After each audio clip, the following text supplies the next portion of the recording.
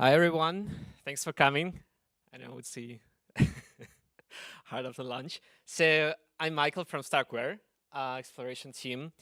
And today I wanted to share a really short keynote on something about application chain security, which is well known and maybe quite obvious, but still, I believe it's not covered enough, not repeated enough. And yeah, I just wanted to do that to once again remind what we're building here. And yeah, so you can most information will be high level. You can find more deep dive materials published by L2B, which are, by the way, doing God's work by keeping L2s accountable and also sharing education materials. So huge kudos to them.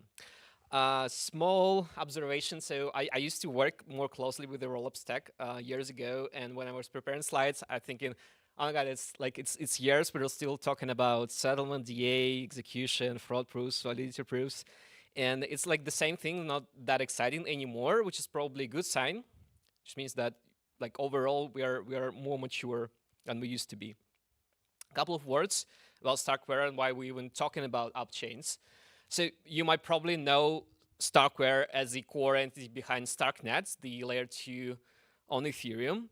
But actually, the first product that was shipped was the AppChain engine called StarkX. And I think it's this month, it's 5 years that is in production. It's a tailor-made Validium framework that allows to trade spot perps, to do payments, and now it is not developed. It's superseded by a more modern rollup stack. It's called StarkNet stack, and essentially it's the similar code base that I use to power StarkNet. You can also use it yourself to launch any application, and there are rollup as a service providers that can host that infra for you. And at the moment, you will probably know Paradex, one of the top exchanges out there that are running on the stack. Interesting thing about StarkNet stack is that different parts are maintained by multiple community members. And this is pretty cool because it's kind of improves the overall decentralization. So it's not just StarkWare that is the main maintainer. Okay, so AppChains are cool, and we see increased interest in 2024. Now it's a club season, and it's a race who would overtake Hyperliquid. Maybe it's going to be Robinhood, maybe someone else. But generally, if you think about it, why would anyone launch an AppChain in 2025? And what can be legit reasons? So it can be performance. Arguably, this is not that much bottleneck anymore. We can get thousands, hundreds, thousands TPS on public chains. We can get pre-confirmations for better user experience. We can, if the problem is competing for resources, we can use something like Zk threads. So this is not necessarily, unless it's a really specific use case, not necessarily a problem. Sovereignty, it's quite vague term. I think one of the important aspects is to have something the opposite to credible neutrality, which public chains tend to care about, right? So what it means in simple words is that you are able to do reworks, if your, let's say, application is hacked, which you cannot do on a public rollup, of course, and overall be able to make decisions that are in the interest of your application and the users of your application solely. So privacy might be not a popular take, but arguably this is the only way to achieve scalable privacy right now by just withholding data through data availability committee or use encrypted DA. I think Avail is working on something like that. So Privacy Maxi would obviously say that this is retarded, and they're probably right in some sense. But unfortunately, any privacy solution we have right now, confidential transfers or privacy pools, like Zcash, like circuits, it doesn't scale. So it's okay for peer-to-peer transfers. It's not okay for payrolls, payments at scale, etc. Lastly, MEV. So if you suspect that the public rollup operator front-run your users, or there is a alpha leakage through public mempool, you might want to capture MEV yourself, or use any of the solutions like TEs that Unichain uses, or threshold encryption, though I'm not sure if it's actually anyone uses in production. Then it's a good reason to go with your AppChain. Controversial take, but probably it's, I mean, at least it used to be easier from what I heard to raise if you launch an AppChain rather than on the public. I don't think it is the case anymore. So the kind of like the main message that I wanted to send is that, okay, there is a good reason why you wanted to launch an AppChain. When you choose this stack, it's like really important to think about it, because you cannot just like take any stack that public rollups use and expect that it would work for you. Most likely, it won't be the case unless you're like Robinhood or Uniswap. I mean, like a really large entity. And today, we have like multiple rollup as a service providers that show you a nice constructor where you choose your proof stack, slap a DA, some like options, and just like run it.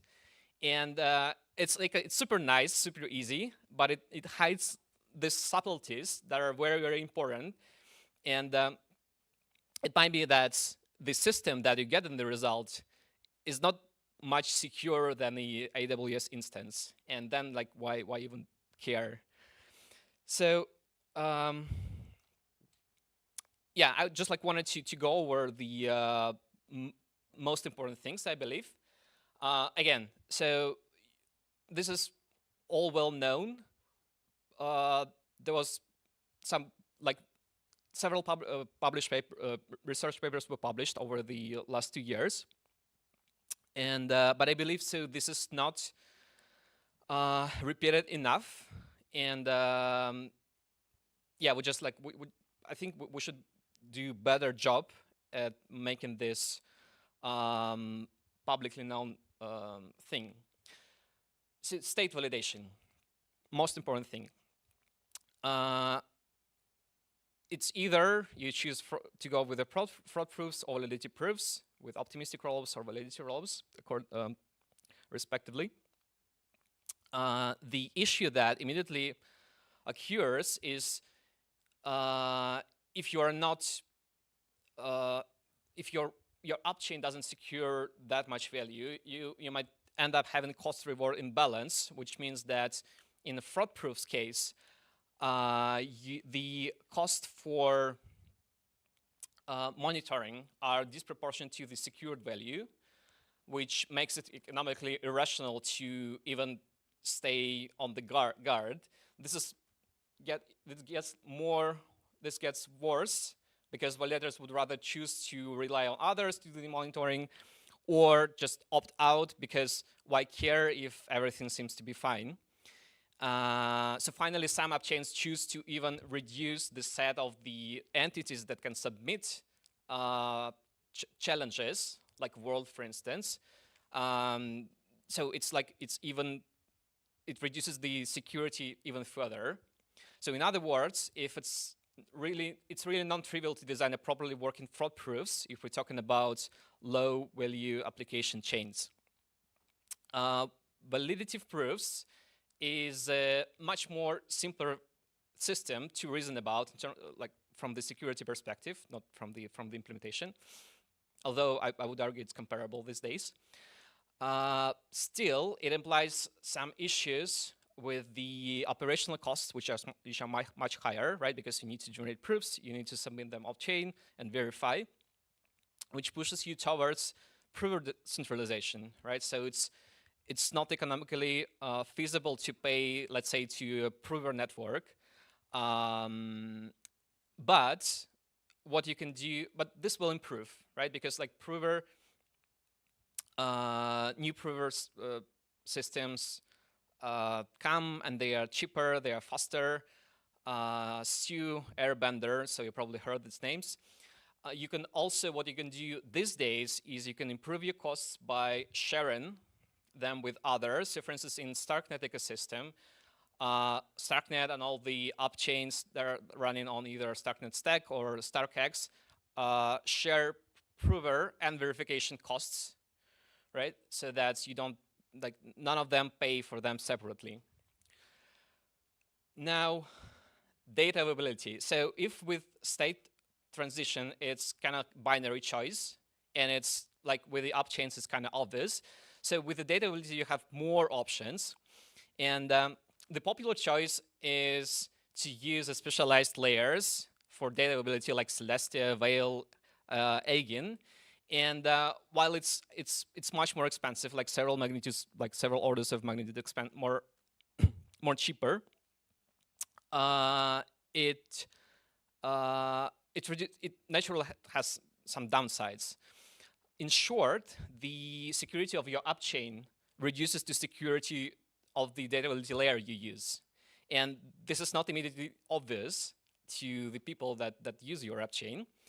And but even more important aspect is that you it also boils down to the security of the bridge between the data availability layer you use and the settlement layer, which is typically Ethereum.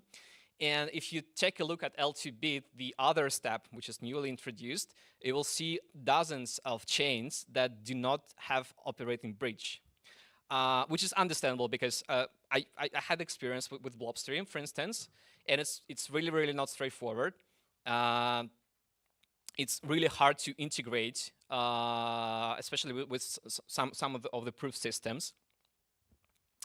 But yeah, I mean, if you choose this option, the running bridge is an absolutely must, I believe.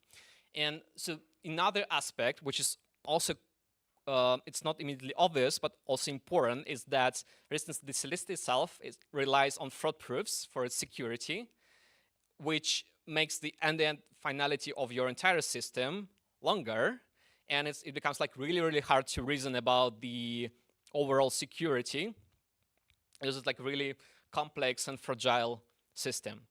A more pragmatic and like arguably less secure option is to rely on the data availability committee, so a permission-reduced set of operators that hold your data and return that on demand. And here you rely on the honest majority. And essentially, the users of your AppChain can only withdraw if you maintain this honest majority. And again, so you will see on L2 that there are dozens of chains that have this label, low DAG threshold, which means that, let's say, it's only 2 or 3, sometimes it's even like 1 out of 1 parties that you should rely on to get your data. So it's not a good option.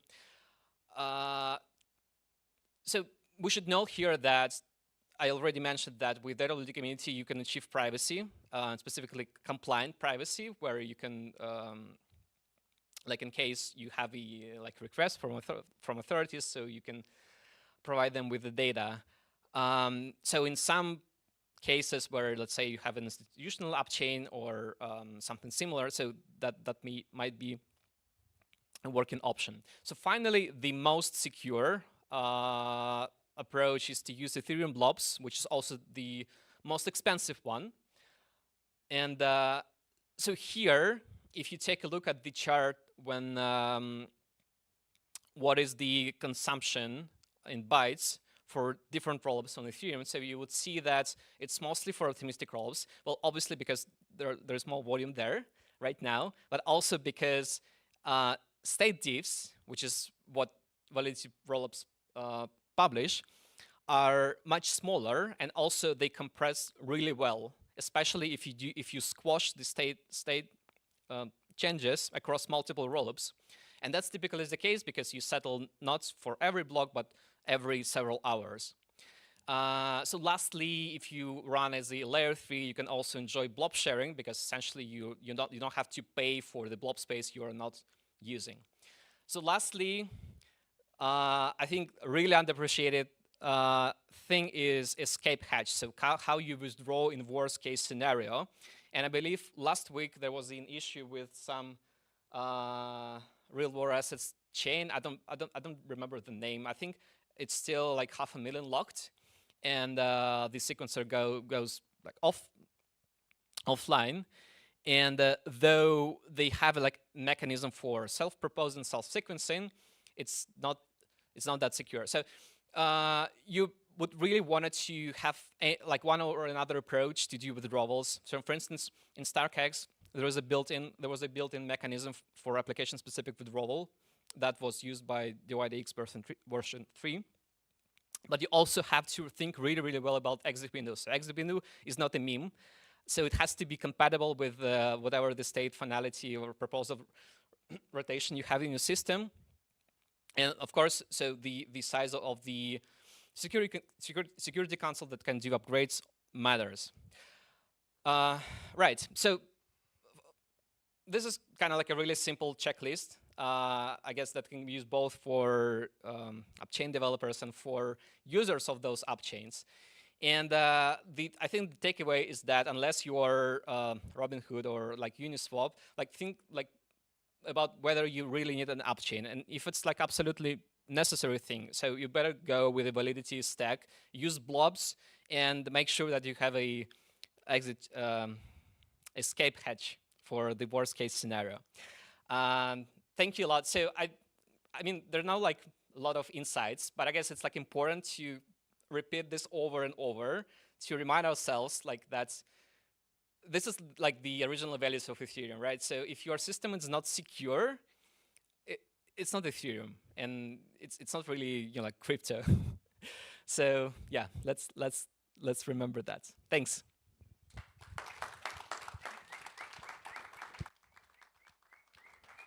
Thank you very much, Michael. Raise your hand if you have any question.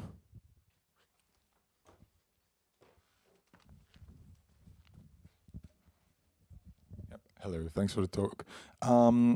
Just a question: how does this darknet stack handle the escape hatch or /censorship?